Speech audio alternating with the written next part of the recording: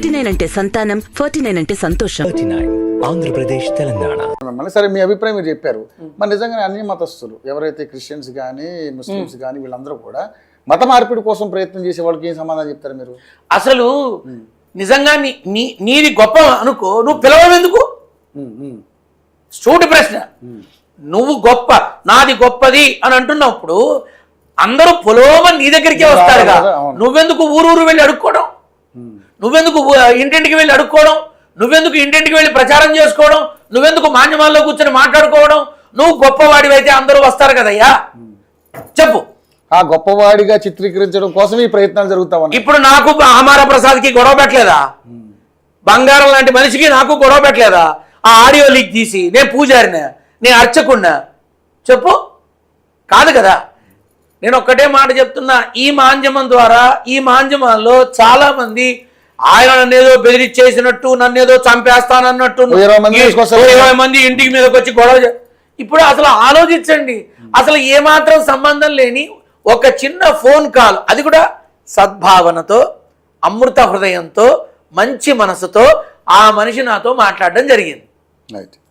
అది ఆ మాట్లాడడం అందరూ విన్నారు, ప్రముఖులు విన్నారు. ఈ అమరా ప్రసాద్ గారి మీద మరి ఎందుకండి ఇంత నెగిటివ్గా మాట్లాడతారు? ఈ గురువులకి ఇంత మంచి గౌరవం ఇస్తున్నాడు, గురువులకి ఇంత మంచి చాలా చక్కని సంస్కారవంతంగా మాట్లాడుతున్నాడు, ఎందుకు ఇన్ని తప్పుపడుతున్నారు అని అన్నారు. మరి ఇప్పుడు చెప్పు నాన్న, మాంద్యమం ఏదైనా ఆడియో వీడియో అన్ని దొంగ వీడియోలు, అన్ని దొంగ మాటలు అంతే.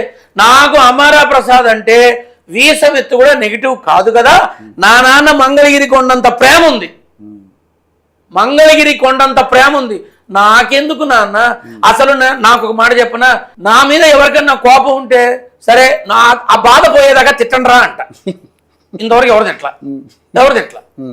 కాబట్టి మీ మాధ్యమం ద్వారా చెప్పేది ఒక్కటే, ఈ మాధ్యమాల్లో 100కి 100 నిజం కాదు. ఇందాక కూడా మనం మాట్లాడుకున్నాం ఆ విషయంలో. 100కి 100 అబద్ధం కాదు, 100కి 100 నిజం కాదు.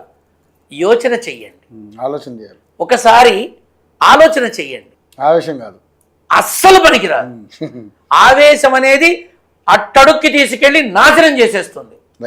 ఈ రోజు కాకపోతే ఏదో ఒక రోజు హైందవ సాంప్రదాయం కోసం, హిందూ మతం కోసం విపరీతమైనటువంటి శ్రమించి కష్టపడుతున్నటువంటి వాళ్ళకి గుర్తింపు వస్తుంది ప్రముఖ పార్టీ ద్వారా. Okay, right. రానివ్వండి, అలాగే రానివ్వండి.